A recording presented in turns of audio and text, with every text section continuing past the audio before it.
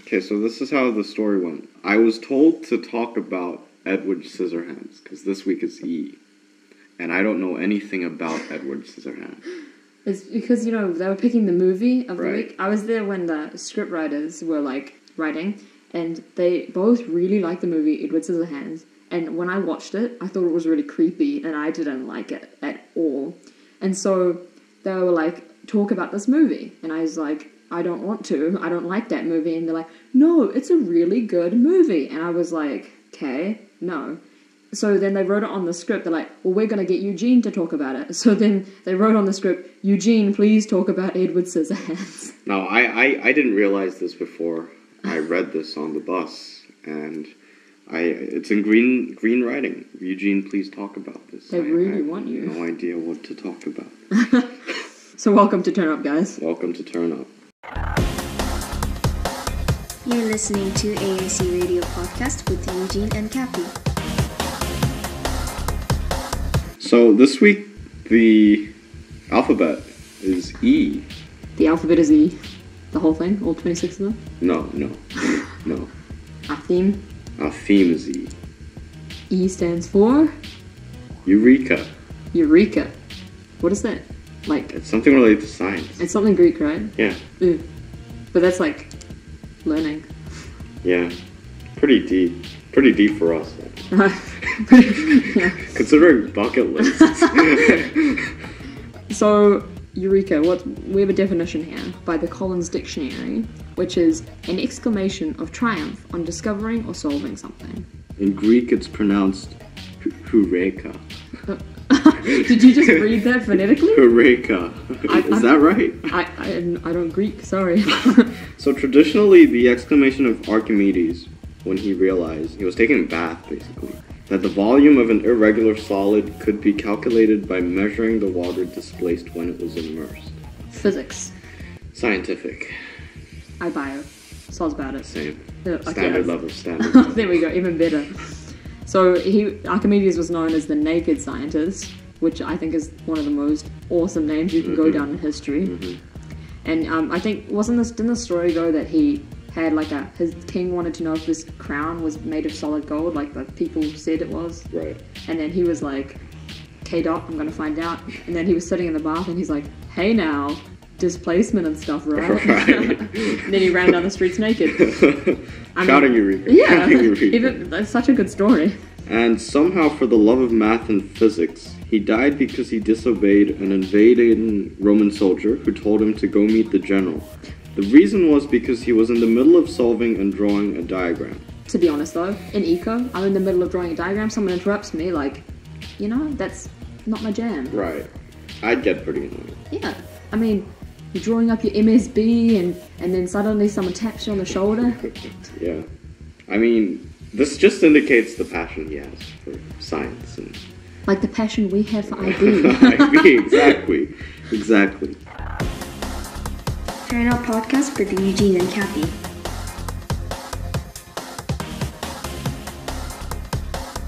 So let's think of some ways that we can apply Eureka moments and whatnot to our daily lives. I mean, it's a pretty banal phrase. Whoa, it, right? SAT? SAT. Oh. I mean, because I hear people saying it. But I think people use it wrong. Yeah, definitely. Definitely. I think a lot of people have the wrong idea about what this word actually means. Yeah. And I feel like it's such a joyous word as well, you know? Right. You say that when you, found the cure to cancer. Right. So what about, picking your EE topic? Okay, that is an acceptable time to use Eureka. Definitely. When you get that topic, and you go to that teacher, and they say, yeah, you can do that. I think it goes above anything else. It's just... I think we should hear a lot of Eurekas, you know? Yeah. So good. Such a good time. Or math exploration, you know? Yeah. Topics for that. Because everyone's worrying about that, and then suddenly everyone's got a topic, and it's just so happy, and then you have to write it. Right. Do you have any Eureka moments in your life? Okay, so in year 11 math, right? Right. One time, Helena was teaching me something in math, right? Uh-huh. And she was like, so what's the answer? And I was like, 1.5. And she's like, yeah, 3/2. And I was like, no, 1.5. And she's like, yeah, 3/2. And I'm like, no, 1.5, and we had an argument, you know. Right. But it was mainly me just getting really mad because she wasn't listening to me. Right. And she was like, and then she's like, okay, and then by the end of it, she had enough, you know. Right. So she was like, okay, so the answer is 3/2, or 1.5, as you like to put it. And then I realized, I was like, oh, It's the same thing. yeah. I thought she said 2/3. Okay, that was my reasoning behind it, but Right. yeah, that was literally the biggest Eureka moment of my life. Right. I guess for me, a few weeks ago we were studying Kafka on the Shore by Murakami, and it's one of like the deepest, most confusing, complicated novels I've ever seen. and you know, the writer himself, he doesn't explain anything. He's like, it's up to you. Like, you bought the book. The moment you buy the book, it's your responsibility to interpret so it. good. And, you know, I read it like twice because it was so confusing. And hence the title, Kafka on the Shore. Like what? Kafka on the Shore. What kind of a title is that? And, you know, like we discuss about these symbolisms and everything. And the moment I realize something and everything connects. The whole story connects? Right. In one go? For me, yeah. Oh, Fortunately. Didn't have multiple Eureka moments while reading that book? Just one was enough. Wow. Deep.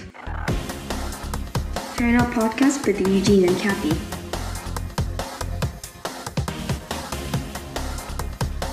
What about in bio? Okay, we both take bio, right? Yeah.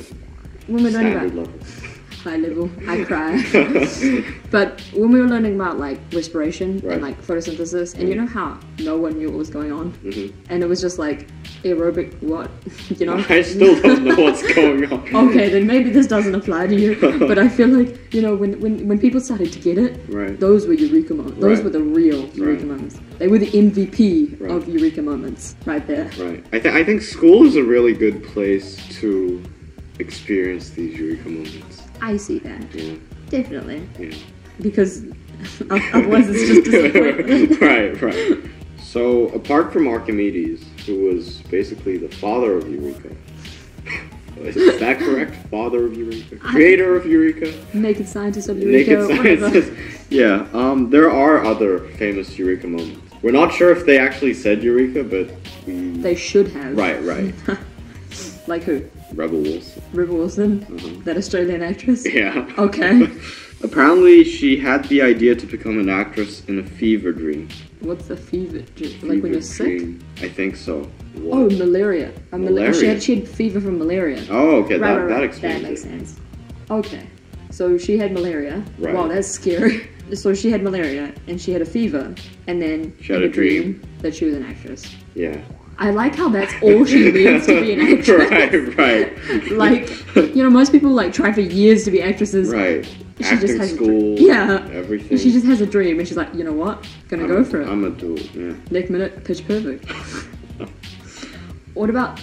I think the inventor of Velcro, he needs some like recognition. Yeah. And I feel like he should have said Eureka. I mean, think Right. of all those kids who avoided learning how to tie their shoelaces because Right. of Velcro. Right. Like, that's so good. Like, Right. thank you. Like, thanks to you, I couldn't tie my shoelaces until I was 8. Right. I I mean, appreciate it's probably one of the most common inventions that we see And I in feel our like everyday lives. George de Mistral, I think he's French, but I think he needs some, like, Definitely. yeah, he needs to be known for that, because that was so good. The only thing, though, the only problem with Velcro is how loud it is. My files, like folders, are all Velcro. And at night, like when everyone else is asleep, I try to open one and it's Really slowly. Mission Impossible. Dragging out the pain. I watched this video one time, like I saw like a Vine, Right. and it was like how army people open Velcro. Right. Like, you know, when, you know, you're in an army situation, Right, I right. guess, and you're under the radar and you don't want people to find Undercover. you. Yeah. And yeah, it was a Vine, and I clicked it, and I was like, this is going to be interesting and useful. And it was just this person yelling at the camera, "You can't!" And I was like, okay. That's a good one. Try It Out podcast with Eugene and Kathy.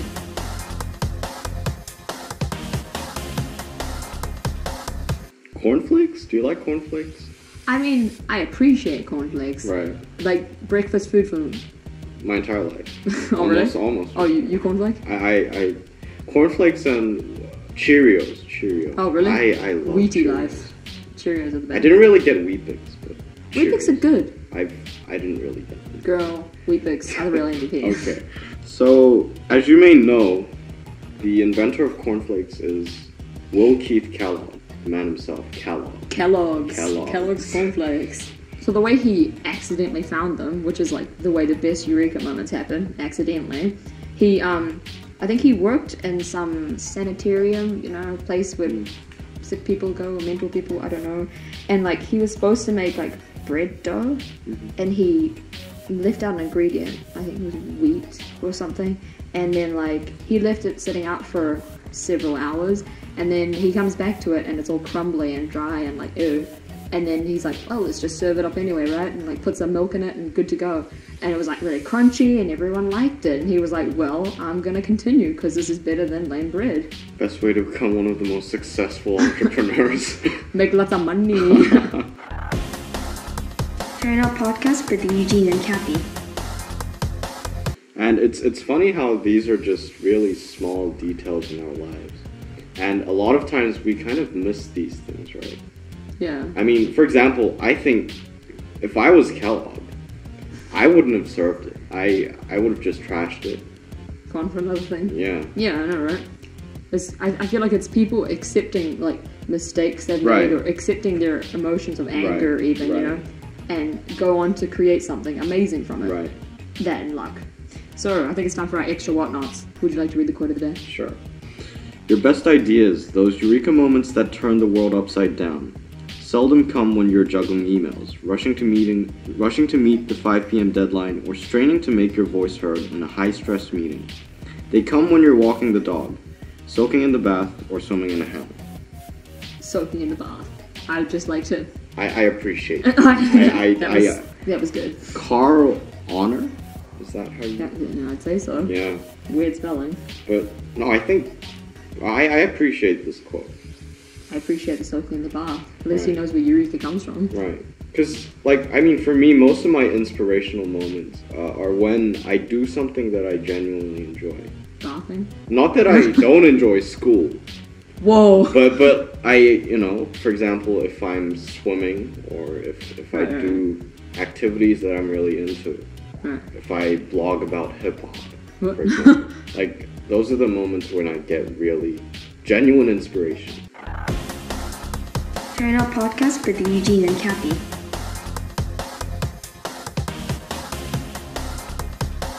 Phobia of the day. No, you can do it. Emetophobia. Emetophobia. The fear of vomiting. Okay, I think that this is quite rational, but like it's because it's not a fun experience. I can kind of relate to this because having lived in New Zealand when I was young, I would travel to Korea quite often. It's around 12 hours in the air, and I would get plane sick, really bad. A few times I had to stand most of the way through because it was just so bad, and I would vomit again and again and again. And the experience is like later on, like nothing comes out. It's just meaningless vomits. And so it's what you're saying is you're desensitized. Yeah. Truly desensitized to that sensation. You're just like, what? Who cares, man? Go for it. Yeah. I'm glad I don't get plane sick anymore, but those were traumatizing experiences. Not only for me, but like the stewardess who had to take care of me as well. Imagine a new trainee, like this kid's spewing everywhere. I felt so sorry for him. Alright, our song of the day. This song, like, I bought the album because of this song. Like, this song is like, it made the album for me. So if I tell you I've never heard of this song, will you? It's almost as bad as when you said, like, I don't watch Dragon Ball. Like, that was so bad. Right. Elastic Heart by Sia. I will definitely listen to it today. It is good. Okay. And I think you should. And you know Sia, she performs, like, not facing the audience. She's I know. Apparently she's got stage fright or something. Yeah. And so when she goes up, she just faces the other way. Right. I was watching one of Jimmy Kimmel's segments, Mean Tweets, and it was a musician's edition. Right. And everyone else was just facing the camera, but Sia was facing the other camera. Yeah. Pretty unique. Yeah. And then she puts on that wig, or Yeah, is yeah. it her hair? Yeah. I don't know. Yeah. I think it could go either way. Yeah. And then there's that little girl who puts on the same wig Right. and dances Right. while she's like singing. Right. And I appreciate that too. I appreciate that little girl. Yeah. At first, when I first watched like, you know, her music videos, I thought that like she was just like doing random stuff. Right. But then I've watched many live versions and she is able to recreate it every time. Oh, okay. So if it's random, then it's memorized random, you know? Right. So I appreciate that. Like, good job. And she's like 8, which is like Yeah. better than what I was doing at 8. Alrighty, SAT word of the day. Do you know how to pronounce this? Elocution. Elocution. Okay, that sounds familiar Elocution. for some reason. Electrocution. Elocution. Elocution. The art of public speaking. Wait, what? The mayor was long on elocution, but short on execution. Oh, that's rude. Burn. He was better at making promises than carrying them out. That was quite rude. Yeah. I'm taking that to heart. I'm sorry, man. Do you think you're a good public speaker? No. I've never had confidence in public speaking. When I go in front of people, I'm just like, oh, what's up? Yeah. Go into gangster mode. Yeah. Elocution class. So I guess that's public speaking class. But isn't that like too much of a big word? Like people wouldn't know what that was. Right. Don't they call it like speech and drama or something? Yeah. And then people are like, yeah, okay, I'm going to speech and drama. But Yeah. like, Elocution. Yeah. People like to use fancy words to make things sound better. hashtag I'm so fancy. Book of the day. Aragon. You read it? No. I You know, while doing this radio program, I realized how much I missed out on. You're Dragon Ball Z. so uncultured. I feel uncivilized. I mean, like, Aragon the book is really good. Is it? It's one of those books that I've read. Oh, okay. Yeah, and I actually enjoyed. The movie... Yeah. Alright, that actor I have a problem with. Yeah. Like, it was originally supposed to be, you know, Alex Pettyfer. Oh, He was originally supposed to play it. I didn't know that. Yeah, and then he had to go to, like, to film, they had to fly to Romania or something. Right. And he's, like, afraid of flying. So he's Oh. like, well, Naji. Yeah, and so he didn't do it, and they got this other dude to do it, and I was disappointed. I mean, imagine Alex Pettyfer doing that. Yes, girl. It would have been much better. Yeah. Definitely. But book-wise, like, it's... Like, you know how the book is always better than the movie? Right. Like, this is really one of those times. Oh, okay. I can't remember anymore, but I'm pretty sure they changed the storyline, like, quite drastically. Yeah. And, like, but the dragon was done well. I'll appreciate that. Yeah. And that awkward friend that he meets on the way, Murtagh, Oh, yeah, Petey yeah. Baden, TBH. That was it for Eureka.